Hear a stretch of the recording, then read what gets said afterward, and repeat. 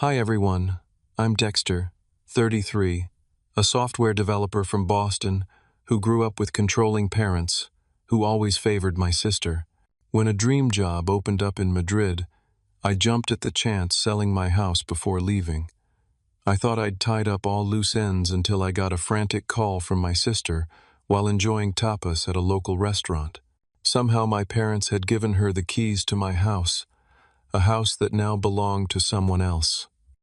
Before I tell you how my sister ended up in a stranger's house, hit like and subscribe and let me know in the comments where you're watching from. Growing up in suburban Massachusetts wasn't exactly the idyllic childhood you see in movies.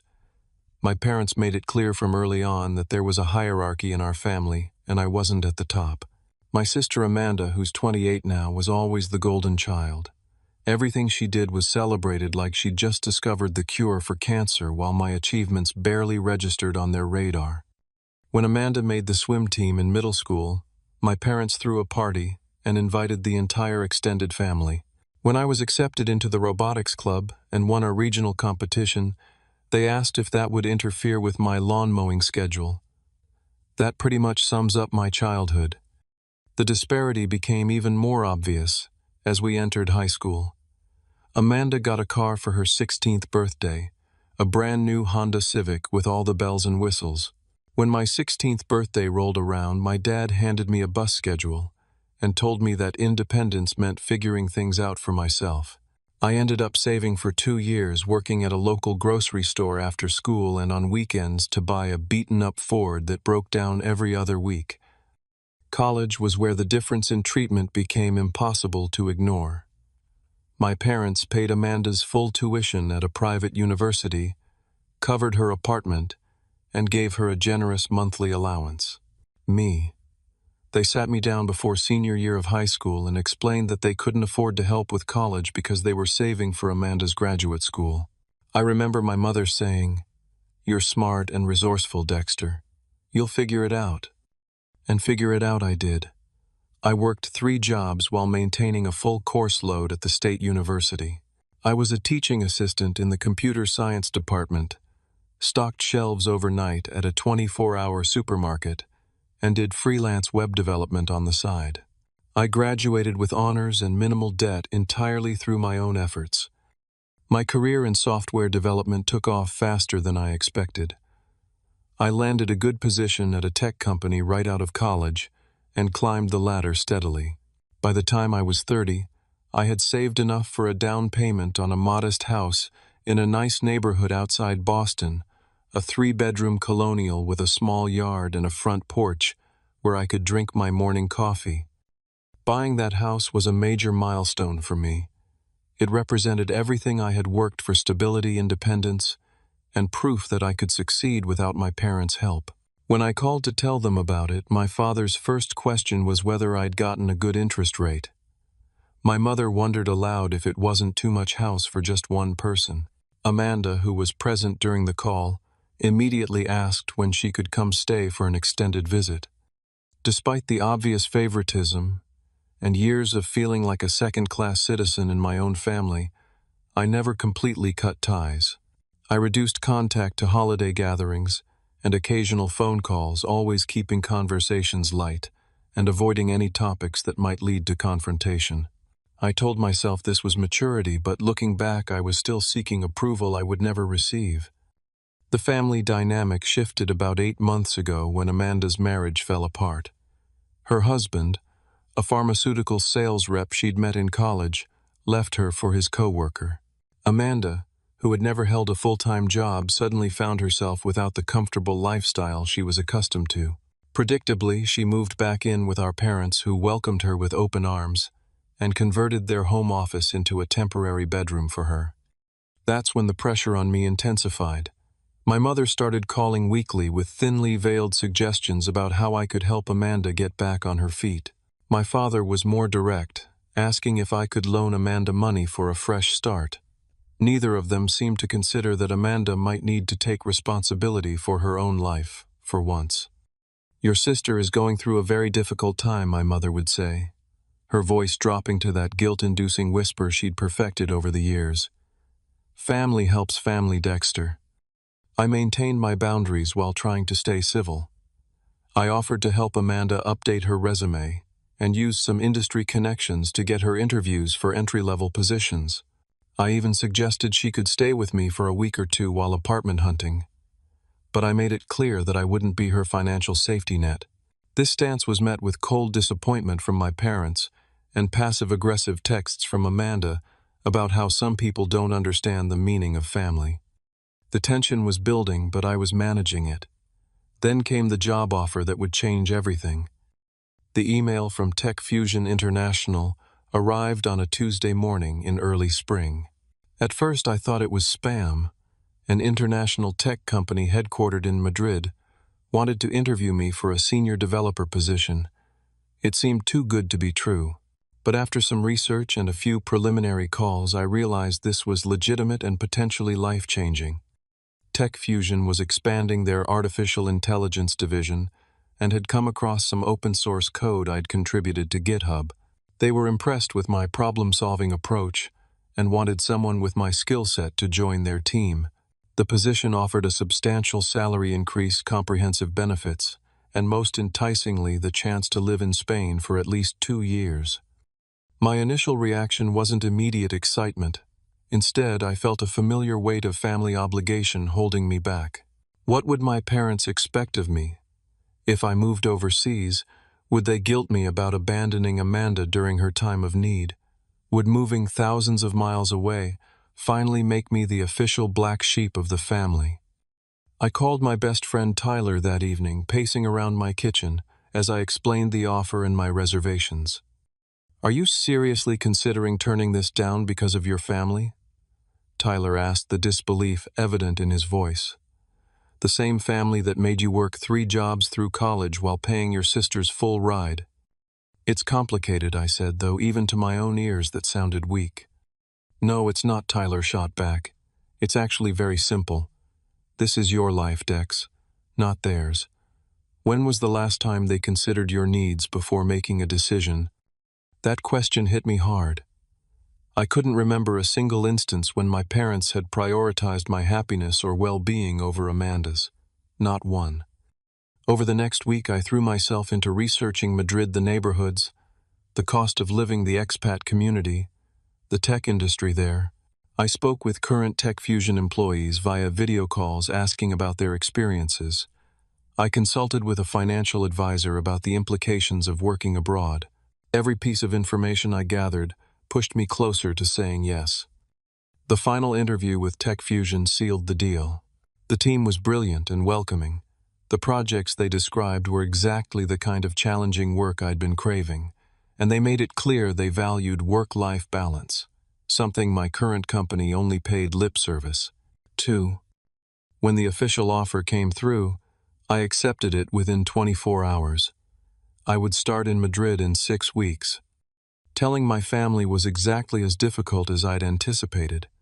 I called my parents on a Sunday afternoon, hoping to catch them in a good mood after church. "Madrid, Spain," my mother repeated as if I'd said I was moving to Mars. "But why would you want to leave Boston? Everything you need is here." "This is a fantastic career opportunity, Mom," I explained, trying to keep the defensive tone out of my voice. "It's a significant promotion and a chance to work with cutting-edge technology." "What about your house?" my father interjected. "You can't just abandon property, Dexter. That's irresponsible." "I'm figuring that out," I said, which was true. I was weighing my options between selling and renting. There was a pause, and I heard muffled voices as my parents covered the phone to discuss privately. When they returned, my mother's voice had that saccharine quality that always preceded an unreasonable request. "You know, this could actually work out perfectly," she said. "Amanda has been struggling to find affordable housing since the divorce. She could house sit for you while you're gone. It would help both of you." I should have expected this, but it still took me by surprise. "No, that's not going to work," I said firmly.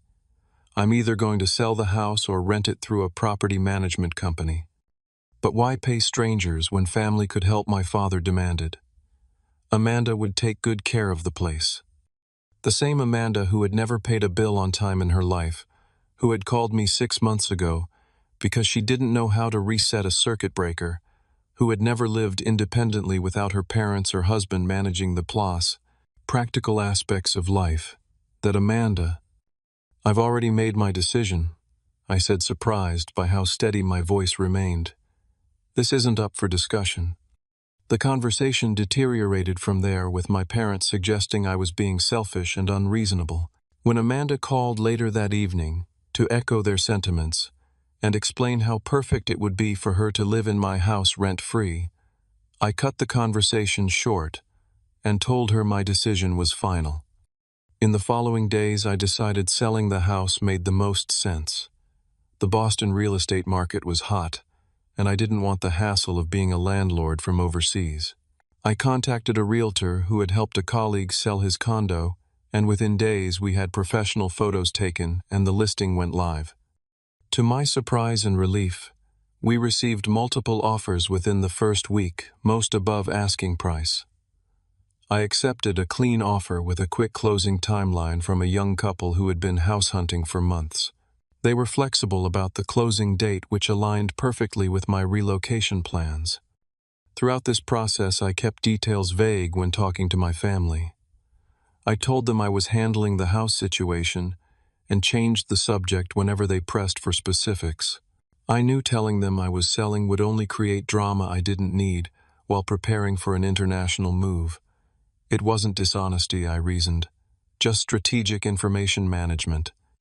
The weeks before my departure were a whirlwind of activity. I sold or donated furniture I wouldn't need, put important documents and sentimental items in storage, and worked with the closing attorney to ensure everything was in order for the sale. TechFusion arranged temporary housing for my first month in Madrid, giving me time to find a permanent place once I arrived. 2 weeks before my flight to Spain, I signed the closing documents and handed over the keys to the new owners, a milestone that felt both terrifying and liberating. The house that had represented my independence now represented my freedom to start a new chapter. I said nothing to my family about the sale. I simply told them I had resolved the house situation and was focused on my move. They seemed to assume I had worked out some arrangement with a property management company, and I didn't correct them. Maybe that was cowardly, but after years of family tension, I chose the path of least resistance. With my belongings either stored, shipped, or packed in the 2 suitcases I would take with me, I was ready for Madrid. I felt lighter than I had in years, unburdened by property, and temporarily at least the weight of family expectations. Stepping off the plane at Madrid Barajas Airport felt like entering another dimension. The air smelled different, the lights seemed brighter, and the rapid-fire Spanish announcements over the PA system made it clear I wasn't in Massachusetts anymore. For the first time in my adult life, I was completely untethered from my past and the roles I'd been assigned by my family. The company had arranged for a driver to meet me at the airport. He held a sign with Senor Dexter Reynolds, written in bold letters, a small detail that made me smile. I wasn't just Dexter, Amanda's less important brother, or the dutiful son who never quite measured up. Here I was, Senor Reynolds, the new senior developer from America, who had been specifically recruited for his expertise. My temporary apartment was in Chamberí, a residential neighborhood that balanced local authenticity with enough amenities to help an American adjust to Spanish life. The company had stocked the refrigerator with essentials and left a welcome basket with Spanish wine, olive oil, and a guidebook to Madrid. A handwritten note invited me to a team dinner the following evening. This level of thoughtfulness was foreign to me after years of feeling like an afterthought in my own family. That first night, jet-lagged but too excited to sleep, I sat on the small balcony overlooking the street. Below me, Madrid pulsed with life, even at 11 at night. People strolled unhurriedly, stopping to chat with neighbors. The sounds of laughter and conversation floated up to my perch. I sipped the welcome wine and felt something unfamiliar settle into my chest. Possibility. My first day at TechFusion exceeded my expectations. The office was in a renovated historic building with modern interiors, exposed brick walls alongside cutting-edge technology. My team consisted of developers from Spain, Germany, India, and Brazil, creating a rich mixture of perspectives and approaches to problem solving. My manager, Elena, spent 2 hours introducing me to the team and outlining the projects I'd be working on. When she asked if I had any questions, I mentioned I was looking for a more permanent apartment. "We usually have lunch as a team on Fridays," she said. "But today is special because you're joining us. Everyone can give you advice about neighborhoods during lunch." That lunch lasted nearly 2 hours with animated debates about the best areas of Madrid for a single American in his 30s. Javier insisted that Malasaña was the only place to experience Madrid's true culture. Sofia countered that Salamanca would be more comfortable for someone still adjusting to Spanish life. Miguel suggested Retiro for its proximity to the famous park. No one rushed back to their desks, and Elena seemed to encourage the extended break. This was my first taste of the Spanish approach to work-life balance, productive intensity, during work hours but with space for connection and enjoyment. Over the next 2 weeks, I fell into a rhythm that felt both exciting and comforting. Mornings began with strong coffee at a cafe near my apartment, where the barista quickly learned my order and started preparing it when I walked in. Work days were challenging but fulfilling with colleagues who valued collaboration over competition. Evenings and weekends became adventures in exploration, trying local restaurants, visiting museums, wandering through different neighborhoods to determine where I might want to live long-term. Miguel from my team invited me to dinner with his friends, a mix of locals and expats who welcomed me without hesitation. Sofia showed me her favorite hidden plaza where locals gathered on summer evenings. Javier insisted on teaching me essential Spanish phrases that weren't in any guidebook. These small kindnesses from relative strangers contrasted sharply with the constant judgment I'd felt from my own family. On my first Saturday in Madrid, I visited Retiro Park. The massive green space was filled with families, couples, and individuals all enjoying the perfect spring weather. I rented a rowboat on the small lake, something I would have felt self-conscious doing alone back home. As I lazily paddled around watching people picnic on the shores and street performers entertain crowds, I felt a profound sense of peace. My parents called via video that evening. I answered from my temporary apartment, genuinely excited to share my experiences with them despite our complicated relationship.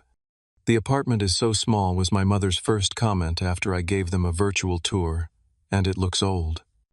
"It's just temporary," I explained.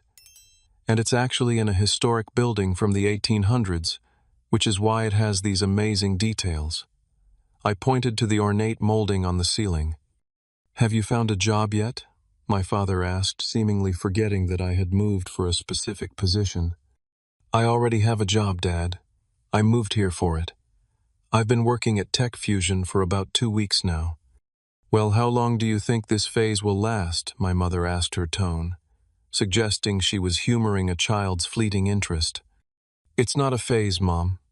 It's a minimum 2-year contract, and if things go well, I might stay longer." The conversation continued in this vein, with my parents showing little interest in my new life, unless it related somehow to when I'd returned to Boston or how this affected Amanda.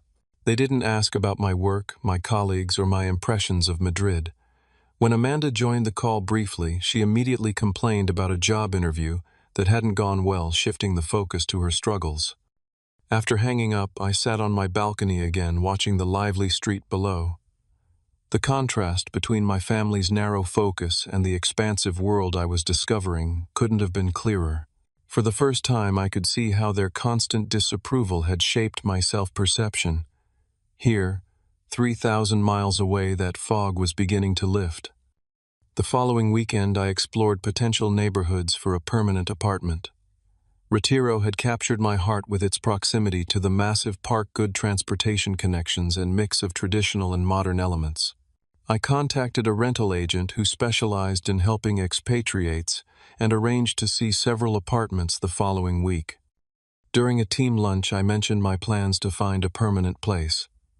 "So you're really staying," Sofia said, not as a question but as an observation. "That's the plan," I replied. "I'm actually looking at apartments in Retiro." "Good choice," Javier approved. "Not too touristy but still central." Will your family visit you here? Elena asked casually. The question caught me off guard. The thought of my parents navigating Madrid's vibrant chaos, or Amanda complaining about the lack of American conveniences, seemed absurd. I doubt it, I said honestly. They're not big on international travel. Then we will be your Madrid family, Elena declared, raising her glass in a toast that everyone joined. Family. The word had always carried such weight and complication for me, but here it was being offered freely without conditions or comparisons. As I clinked my glass with my new colleagues, I realized I was beginning to envision a long-term future in Spain, not just professionally, but personally. A future where I could define myself on my own terms, not in relation to Amanda or my parents' expectations. That night I video called Tyler to share my experiences. You sound different, he said after I'd been talking for several minutes. Different? How? Lighter, happier, like you can finally breathe. I realized he was right. The geographic distance from my family had created emotional space I desperately needed. For the first time, I was living my life instead of reacting to their expectations and disappointments. As I prepared for bed that night, I looked at the map of Madrid neighborhoods I'd been studying. Tomorrow, I would see more apartments, continue exploring my new city, and take another step toward making this new life permanent. The thought filled me with anticipation rather than anxiety. I was 3,000 miles and an ocean away from the weight of family history, and I was beginning to realize that was exactly where I needed to be. The call came on a Wednesday evening, exactly 17 days after I'd arrived in Madrid. I was sitting at an outdoor table at a small restaurant in Plaza Santa Ana, savoring a plate of patatas bravas and watching the sunset paint the buildings in golden light. The waiter had just brought a glass of local red wine when my phone lit up with Amanda's name. My first instinct was to ignore it. It was nearly midnight in Boston, and calls from Amanda rarely brought anything positive. But something, curiosity perhaps, or the lingering sense of family obligation, made me answer. Hello? Dexter. Oh my God, Dexter. Amanda's voice was high-pitched and breathless. In the background I could hear other voices, at least two people speaking in tense tones. Amanda, what's going on? I took a sip of wine, already anticipating some manufactured crisis. Why didn't you tell me you sold the house? She demanded, her voice a mixture of panic and accusation. I'm standing in your living room with the new owners right now, and they're threatening to call the police. The wine I'd just sipped nearly came back up. You're what? Why are you in my old house? Mom and Dad gave me your spare keys. They said I could stay here while looking for an apartment. I've been moving my things in all day, and then these people showed up claiming they own the place. The pieces clicked together in my mind with nauseating clarity. My parents had somehow gotten hold of my spare keys, probably from the set I'd given them years ago for emergencies, and had given them to Amanda without even asking me. They had assumed I would keep the house vacant during my time in Madrid, despite my explicit statement that I wouldn't let Amanda stay there. Amanda, I sold that house before I left for Spain. I told everyone I had handled the housing situation. You never said you were selling it, she shrieked. Why would you do that without telling us? Where am I supposed to live now? I took a deep breath, keenly aware that the nearby diners were glancing at me with concern. Amanda, please put me on speaker so I can talk to the owners. There was shuffling, and then a man's voice came through, tense but controlled. This is Ryan Cooper. My wife and I bought this house 2 weeks ago. We came home from dinner to find a stranger in our house, claiming to be the owner's sister. Mr. Cooper, I am so sorry about this. I said, my cheeks burning with embarrassment despite being an ocean away. There's been a terrible misunderstanding. I'm Dexter Reynolds, the previous owner. My sister was apparently given keys without my knowledge. I can assure you I had no idea this was happening. She's moved furniture into our guest bedroom. A woman's voice interjected, presumably Mrs. Cooper. And she's rearranged our living room. I thought it was still Dexter's house, Amanda protested in the background. Mom and Dad said it would be fine. I'll pay for any damages, I said quickly, and I'll make sure my sister leaves immediately. Again, I am incredibly sorry for this invasion of your home. As I was speaking, another call beeped in my parents. Mr. and Mrs. Cooper, my parents are calling right now. Let me speak with them and sort this out. Can I call you back in 5 minutes? I switched to my parents' call, moving away from my half-eaten dinner to find a quieter spot near the edge of the plaza. Dexter, what on earth is going on? My mother's voice carried that familiar note of disapproval. Amanda just called us hysterical, saying you sold the house without telling anyone. I did sell the house, I confirmed, trying to keep my voice steady. I told you all that I had handled the housing situation before leaving. What I want to know is why you gave Amanda my keys without even asking me. We assumed you'd want to help your sister, my father, cut in. She needed a place to stay, and you had an empty house. It was the logical solution. It wasn't your decision to make, I said, feeling my calm facade beginning to crack. And the house wasn't empty. It belongs to a new family now. Amanda broke into their home. She used a key, my mother protested. That's hardly breaking in. A key she shouldn't have had to a house that isn't mine anymore. Dad, she could be arrested for this. There was a pause, and I could almost see them exchanging looks over the phone. You need to fix this, Dexter, my father finally said, his voice hardening. Buy the house back if you have to. Your sister needs a place to live. The absurdity of this demand momentarily left me speechless. When I found my voice again, it was surprisingly steady. I'm not buying back the house. Amanda needs to gather her things and leave the Coopers' home immediately. I'll arrange for a hotel for her tonight. This is so typical of you, my mother sighed dramatically. Always thinking of yourself first. If you had just told us you were selling. I am a 33-year-old adult, I interrupted. I don't need permission or approval to sell my own property. Now, I need to call the Coopers back and try to prevent them from pressing charges against Amanda. I ended the call before they could respond and immediately dialed the number Ryan Cooper had used to call me. When he answered, I could hear Amanda in the background still arguing with Mrs. Cooper. Mr. Cooper, I've spoken with my parents. I want to assure you that my sister will leave your home immediately. I'm arranging a hotel for her right now. She's refusing to leave, he replied, the frustration evident in his voice. She keeps saying she has nowhere else to go. Mr. Reynolds, I don't want to involve the police, but this is completely unacceptable. I understand. Can you put me on speaker, please? When he confirmed I was on speaker, I raised my voice slightly. Amanda, you need to leave the Cooper's house right now. I'm booking you a room at the Marriott downtown. I will pay for 3 nights, which should give you enough time to figure out your next steps. How could you do this to me? Dexter, Amanda's voice cracked with what sounded like genuine distress. You knew I needed a place to stay. I've already moved some of my stuff in. I explicitly told Mom and Dad that you couldn't stay at my house, I said firmly. I never gave permission for this. Now please apologize to the Coopers and leave their home. Where am I supposed to go? She demanded. I told you, I'm booking you a hotel right now. I'll text you the confirmation, but you need to leave the Coopers' house immediately before they have no choice but to call the police.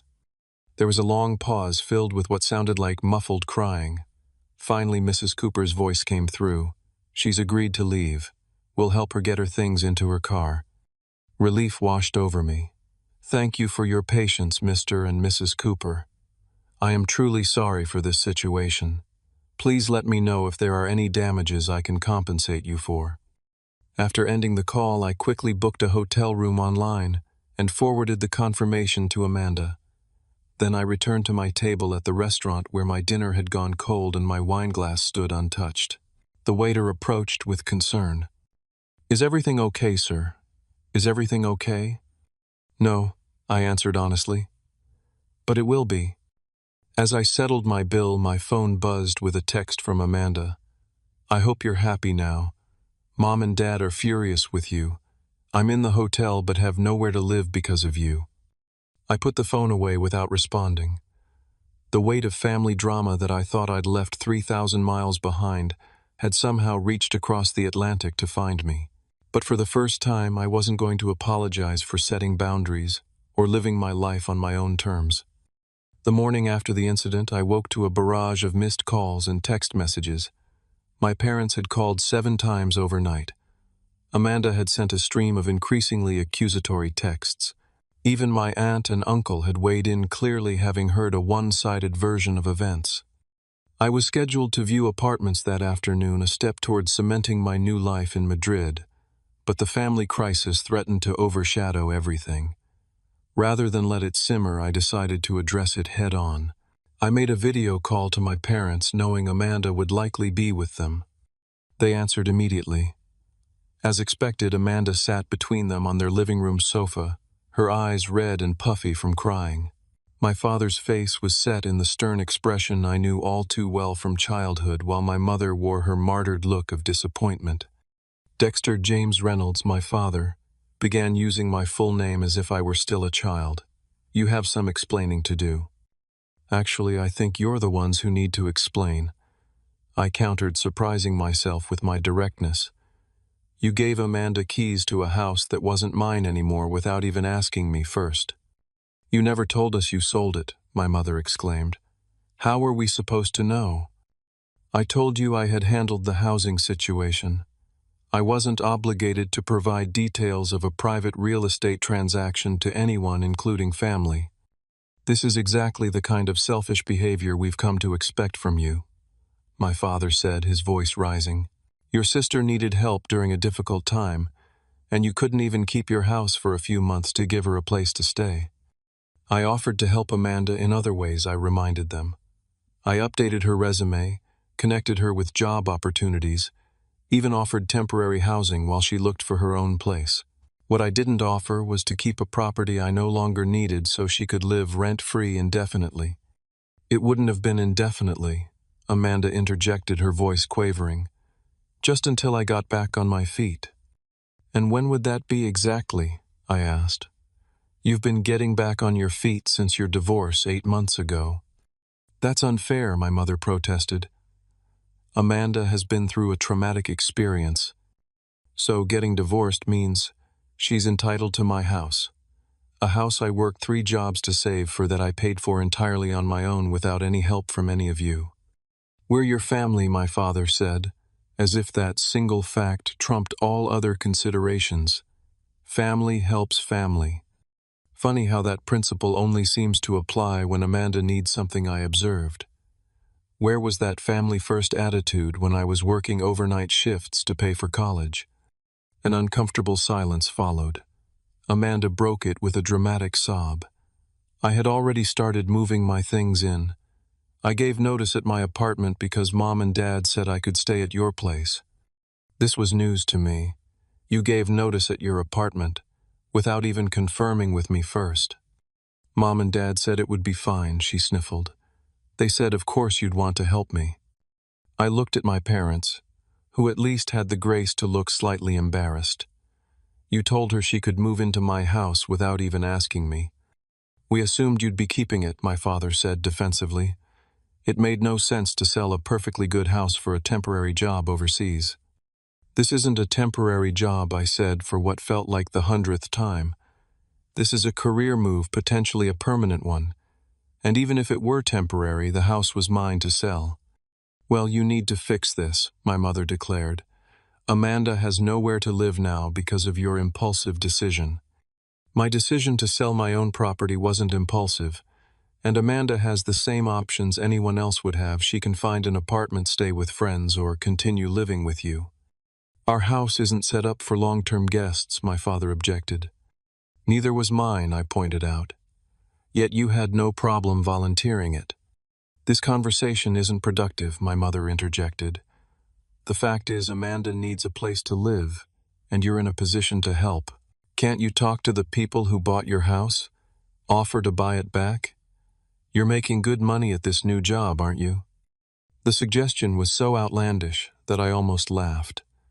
I'm not buying back the house. The Coopers are a young family who were thrilled to find their first home. I'm not going to upend their lives because you all made assumptions about my property. Then what do you suggest?" my father demanded. "I suggest Amanda take the hotel time I've paid for to find her own apartment. I suggest you both stop making promises on my behalf. And I suggest we all acknowledge that I'm an adult who gets to make his own decisions without family approval." Amanda burst into fresh tears. "You've always been so selfish, Dexter. You know I can't afford an apartment in this market with my part-time job." "Then get a full-time job," I said simply, "like most adults have to do." "How dare you?" my mother gasped. "Amanda has been through enough without your callous attitude." "I'm not being callous. I'm being realistic. And honestly, I'm tired of being made to feel like the bad guy for having boundaries." My father leaned forward, his expression darkening. "If this is how you treat family, perhaps you should reconsider what family means to you, Dexter. Your sister needs help, and you're turning your back on her from 3,000 miles away." "I'm not turning my back on anyone. I've offered reasonable help.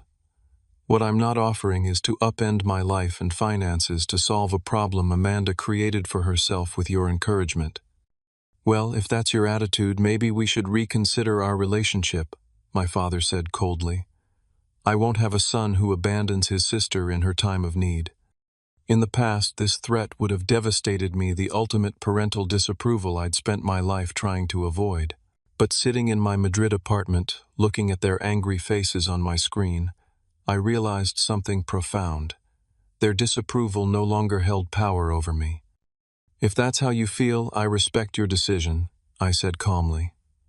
"But I stand by mine." My mother looked shocked, clearly having expected me to cave under the threat of family estrangement. Amanda's tears stopped abruptly as she realized her usual tactics weren't working. "You don't mean that?" my mother said uncertainly. "Family is everything, Dexter. Family should be supportive, not manipulative," I replied.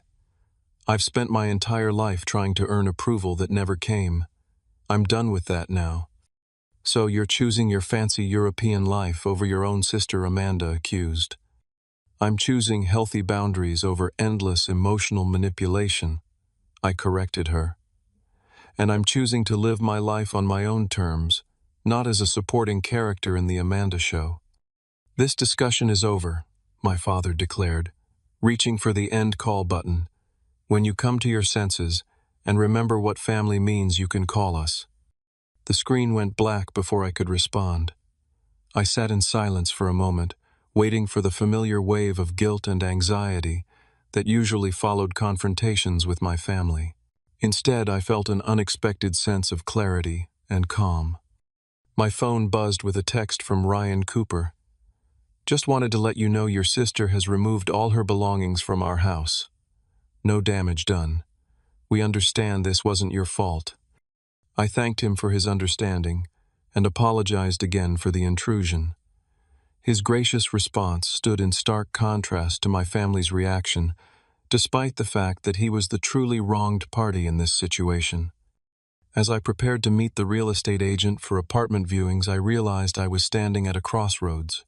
The path of least resistance would be to call my parents back, apologize, and figure out some way to help Amanda, perhaps sending money for an apartment deposit or offering to pay part of her rent for a few months. It would smooth things over temporarily and restore the familiar if dysfunctional family dynamic. The other path was rockier and less certain. It meant maintaining the boundaries I'd established, accepting that my parents might actually follow through on their threat of estrangement, and building a life based on my own values rather than their expectations. As I locked my temporary apartment and headed out into the Madrid sunshine, I knew which path I was choosing. The aftermath of the confrontation with my family brought an eerie silence. For 3 days, no calls, no texts, no emails, a stark contrast to the barrage that had preceded it. In that silence, life in Madrid continued. I found an apartment I loved in Retiro, with large windows overlooking a tree-lined street and within walking distance of the park. I signed a 1-year lease with an option to renew, another step toward making Madrid my home. On the 4th day, an email arrived from Amanda. The subject line read simply, "I'm sorry." I opened it with caution, half expecting another guilt trip packaged as an apology. Dexter, I've had some time to think about what happened. While I still wish you had told us directly that you were selling the house, I understand that I shouldn't have assumed I could live there without your explicit permission. Mom and Dad encouraged me to believe it would be fine, but I should have checked with you directly. I'm sorry for the position I put you and the new owners in. The apology was more self-aware than I had expected from Amanda. She went on to explain that she had found a small apartment she could afford with her part-time job and some savings from her divorce settlement. Our parents were helping with the security deposit. The tone was civil, even somewhat mature, though she couldn't resist, adding that she hoped I wouldn't abandon the family completely, just because of this misunderstanding. I responded with equal civility, congratulating her on finding an apartment and assuring her that I wasn't abandoning anyone, merely establishing healthy boundaries. I concluded by expressing hope that we could move forward with a more balanced relationship based on mutual respect. Her reply came quickly. I think I understand. I've been doing some thinking about how things have always been between us. I never realized how different our experiences were growing up. Maybe we can talk about it sometime. This unexpected opening surprised me. For the first time, Amanda seemed to be acknowledging the family dynamic that had shaped both our lives in such different ways. I agreed that a conversation might be valuable, suggesting we give it some time first to let tensions settle. My parents were less quick to reconcile. A week after the confrontation, my mother sent a text that managed to be both an olive branch and a guilt trip. We miss hearing from you. Hope your job is going well. Amanda has found a little apartment, no thanks to your help, but she's managing. Call when you can. I chose to focus on the positive elements of the message, responding that I was glad to hear about Amanda's apartment, and that yes, the job was going extremely well. I attached a few photos of Madrid landmarks I'd visited, extending my own subtle olive branch, without apologizing for standing my ground. 2 days later, my father called. The conversation was strained but civil. He didn't mention our argument directly, focusing instead on neutral topics like the weather in Boston and a baseball game he'd attended. Near the end of the call, he cleared his throat in the way he always did before saying something difficult. Your mother and I have been talking, he began. We may have overreacted about the house situation. We should have asked you before telling Amanda she could stay there. Coming from my father, this qualified as a significant apology. I accepted it for what it was without pressing for more or offering unnecessary apologies of my own. I appreciate that, Dad. I hope we can move forward with better communication. That seems reasonable, he agreed, his tone, suggesting this was as far as he was willing to go. So tell me more about this Madrid job. Is it really something that could be permanent? It wasn't a full reconciliation, but it was a start.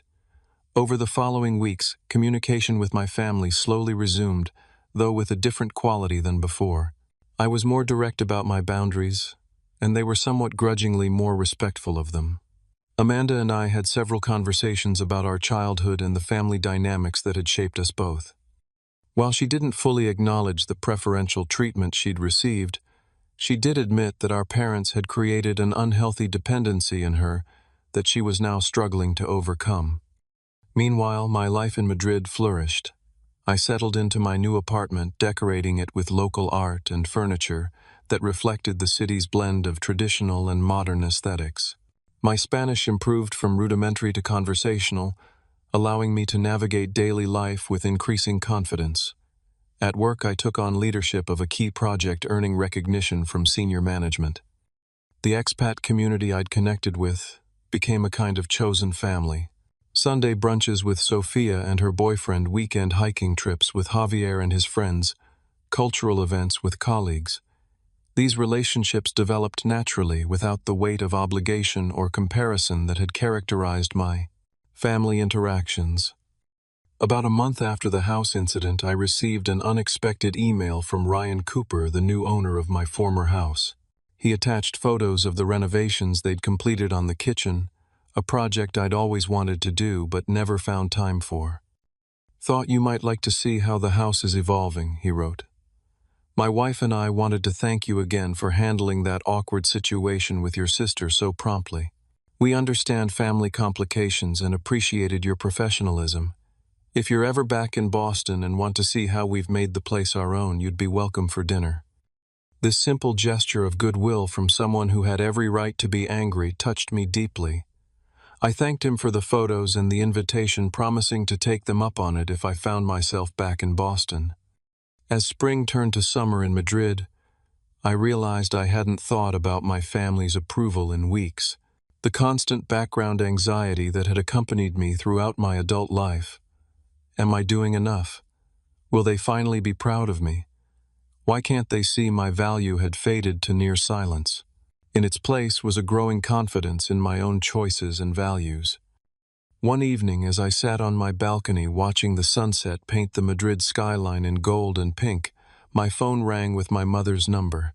I answered with a neutral hello, unsure what to expect. Dexter, she began, her voice lacking its usual edge. Your father and I have been talking, and we've decided we'd like to visit you in Madrid. If that's something you'd be open to, of course. The request caught me completely off guard. In all our years as adults, my parents had never expressed interest in visiting me, not when I bought my house, not when I received promotions, not for any milestone in my life. You want to come to Madrid, I repeated, buying time to process the request. Yes, she said, sounding uncharacteristically uncertain. We thought it might be nice to see this new life you've built. And to try to understand better. In that small hesitation, I heard something I'd rarely detected from my mother, an admission that there might be something she didn't fully understand, and a willingness to learn.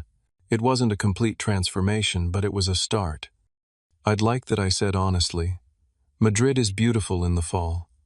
The tourist crowds are gone, and the weather is perfect.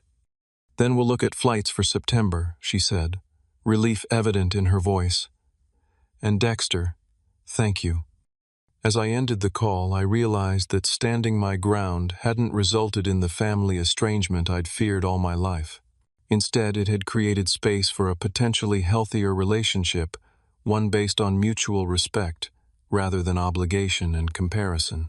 I didn't harbor illusions that one visit would transform decades of family dynamics, but it was a step in a new direction. The Madrid sun dipped below the horizon, bathing my balcony in twilight. Below, neighbors gathered at sidewalk cafes, sharing meals and conversation. In this moment, 3,000 miles from where I began, I felt something I'd been chasing my entire life. The quiet certainty that I was exactly where I was supposed to be living, a life of my own choosing. 6 months have passed since that fateful evening when Amanda found herself in a stranger's house. 6 months of building a new life in Madrid, while negotiating a new relationship with my family from across an ocean. It hasn't been a straight line from chaos to resolution. Real life rarely works that way, but the journey has taught me lessons I never expected to learn at 33. Amanda found her footing more quickly than any of us anticipated. The small apartment she initially rented as an emergency measure has become a home she takes pride in. She got a full-time position as an administrative assistant at a local community college, her first sustained employment since before her marriage. We video chat every few weeks, and I've noticed a gradual shift in her demeanor, less entitlement, more self-reliance. She recently mentioned she's started therapy to address her dependency patterns, a step I quietly celebrated. My parents visited Madrid in September as planned. The 4-day visit had tense moments, particularly when my mother compared everything unfavorably to Boston, but there were breakthroughs too. My father expressed genuine interest in my work, asking questions that showed he was truly listening to my explanations. My mother, after initially complaining about the strange food, found herself enchanted by a small family-run restaurant in my neighborhood, even requesting recipes from the owner's daughter who spoke some English. On their last evening, as we shared a bottle of wine on my balcony, my father cleared his throat in his characteristic way. You seem settled here, he observed, more so than you ever did back home. I am, I confirmed. Madrid suits me. We didn't always make things easy for you growing up, he continued, surprising me with this acknowledgement. Your mother and I had certain expectations, and when you and Amanda responded differently to them, you favored the response that was easier to understand, I finished for him. He nodded slowly. It wasn't fair. We're beginning to see that now. It wasn't a complete apology or a full reckoning with the past, but from my father it was significant. When they left the next morning, our goodbyes held a warmth that had been absent from our relationship for years. The incident with the house keys became a turning point in more ways than one. It forced a confrontation that had been brewing for decades, lancing a wound that needed air to heal. The initial pain and chaos gave way to clearer boundaries and more honest communication. I no longer walk on eggshells around my family, and they no longer presume to make decisions on my behalf. My life in Madrid has exceeded all expectations. Tech Fusion promoted me to lead a new AI ethics initiative, a role that combines technical skills with the philosophical questions that have always fascinated me. I've become fluent enough in Spanish to navigate daily life with confidence, though I still stumble through complex conversations. My apartment in Retiro feels more like home than any place I've lived before. The friendships I've made here have deepened into something that feels like family chosen, family based on mutual respect and genuine connection, rather than obligation. Sophia and her boyfriend have become my regular Sunday brunch companions. Javier includes me in his close-knit group of friends who gather for hikes in the mountains north of Madrid. Elena and her husband have me over for dinner at least once a month, their children now greeting me with enthusiastic hugs. I started therapy myself, working through the lingering effects of growing up as the less favored child. The patterns established in childhood run deep, and untangling them takes time and patience. But with each session, I find myself more comfortable in my own skin, less driven by the need for approval I may never fully receive. Perhaps the most unexpected development came last month when I received an email from Ryan and Jessica Cooper, the couple who bought my house in Boston. They attached photos of a housewarming party they'd hosted, the renovated spaces filled with friends and family. We wanted you to see how your house has become our home, Jessica wrote. Every space holds new memories now. Instead of feeling nostalgic or regretful, I felt a profound sense of rightness. The house had served its purpose in my life, a stepping stone to independence, a symbol of my hard work and self-reliance. Now it was fulfilling its purpose for another family, providing the same sense of achievement and shelter I had once found there. Last week, Amanda called with news she'd been accepted to a paralegal certification program and was considering a career change. I never thought I'd go back to school, she admitted. But after everything that happened, I realized I need to build my own life, not wait for someone to provide it for me. I'm proud of you, I told her, and meant it. The journey from that chaotic night to this moment of self-awareness couldn't have been easy for her either.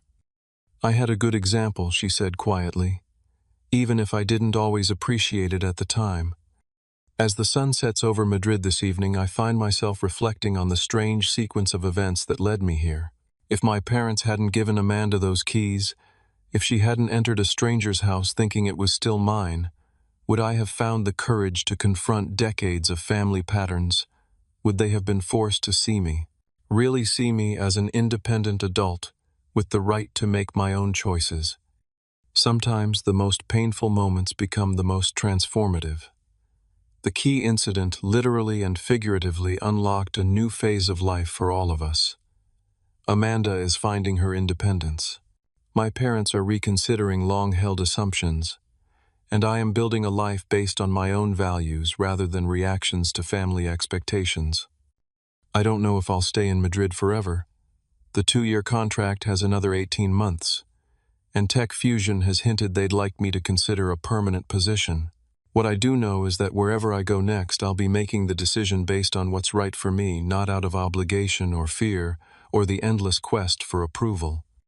The distance, both geographic and emotional, has given me perspective I couldn't find when I was enmeshed in family dynamics. From here, I can see my family more clearly with all their flaws and strengths. And perhaps more importantly, I can see myself more clearly too. Have you ever had to set difficult boundaries with family? Has distance, physical or emotional, ever given you clarity about relationships that were too close to see clearly? Let me know in the comments below. And if you found value in my story, please hit like and subscribe to hear more about navigating family dynamics as an adult. If you know someone struggling with similar family patterns, share this video with them. Sometimes knowing we're not alone in these challenges makes them easier to face. Thank you for listening, and remember, sometimes the keys we think open doors to our past actually unlock pathways to our future.